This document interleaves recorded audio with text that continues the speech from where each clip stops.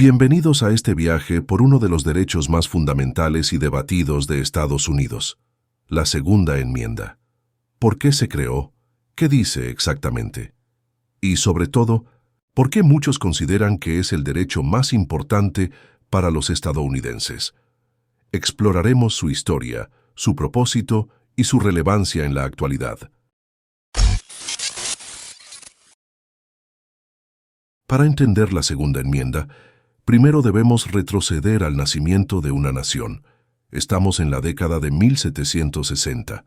Las colonias americanas, bajo el dominio británico, comienzan a sentir el peso de un gobierno lejano que impone su voluntad sin escuchar al pueblo.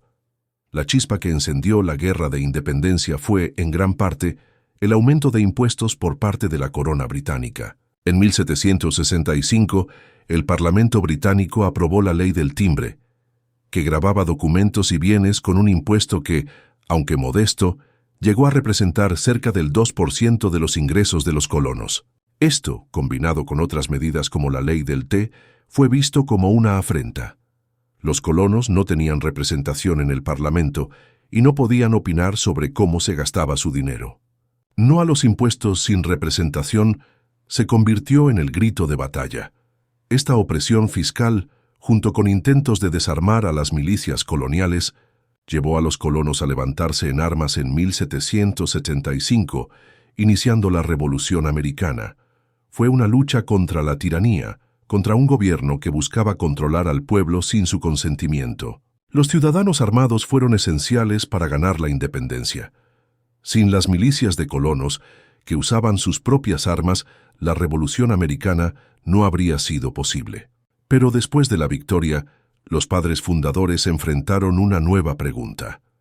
¿Cómo aseguramos que el pueblo nunca vuelva a ser víctima de un gobierno tiránico?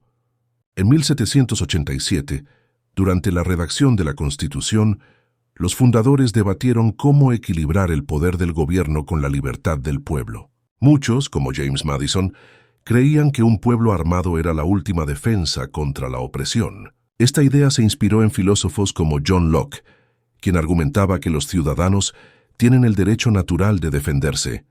La Segunda Enmienda, ratificada en 1791 como parte de la Carta de Derechos, dice textualmente: siendo necesaria una milicia bien regulada para la seguridad de un Estado libre, el derecho del pueblo a poseer y portar armas no será infringido. Dividamos esto. La primera parte, una milicia bien regulada, se refiere a la capacidad de los ciudadanos para organizarse y defender su comunidad o nación. En esa época, las milicias eran grupos de ciudadanos comunes, no un ejército profesional. La segunda parte, el derecho del pueblo a poseer y portar armas, garantiza que los individuos tengan acceso a las herramientas necesarias para esa defensa, tanto colectiva como personal. La Segunda Enmienda no solo protege el derecho a cazar o a practicar tiro deportivo, fue diseñada para asegurar que el pueblo tuviera el poder de resistir a un gobierno que intentara quitarles sus libertades. Entonces, ¿por qué muchos consideran que la Segunda Enmienda es el derecho más importante? La respuesta radica en su función como el guardián de todos los demás derechos. Sin la capacidad de defenderse, otros derechos como la libertad de expresión, de religión o de reunión, pueden ser fácilmente suprimidos por un gobierno autoritario o por amenazas externas. Históricamente, las armas han permitido a los estadounidenses protegerse en tiempos de crisis. Durante el movimiento por los derechos civiles, muchos afroamericanos usaron armas para defenderse de la violencia racista, especialmente en áreas donde las autoridades no los protegían. Hoy, la Segunda Enmienda sigue siendo relevante. Según estudios, las armas se usan millones de veces al año en situaciones de defensa personal, a menudo sin disparar un solo tiro. Pero más allá de la autodefensa, la posesión de armas representa una filosofía. El poder reside en el pueblo, no solo en el gobierno.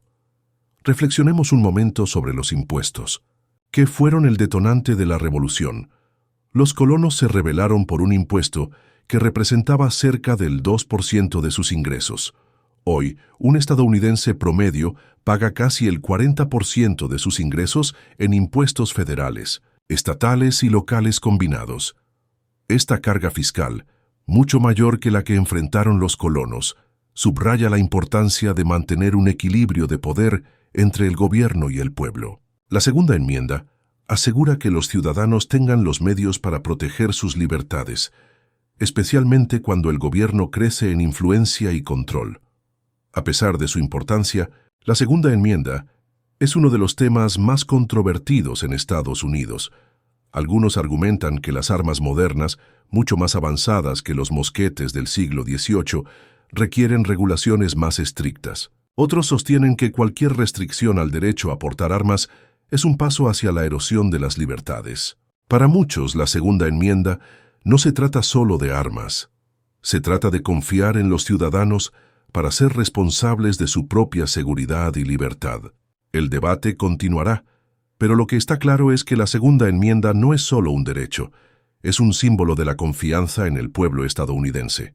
La segunda enmienda es más que un párrafo en un documento antiguo. Es un recordatorio de que la libertad tiene un costo, y ese costo incluye la responsabilidad de protegerla, ya sea como una herramienta de defensa personal, un baluarte contra la tiranía o un símbolo de autonomía. Este derecho sigue siendo el pilar de la identidad estadounidense. Gracias por acompañarnos en este recorrido. ¿Qué opinas de la segunda enmienda?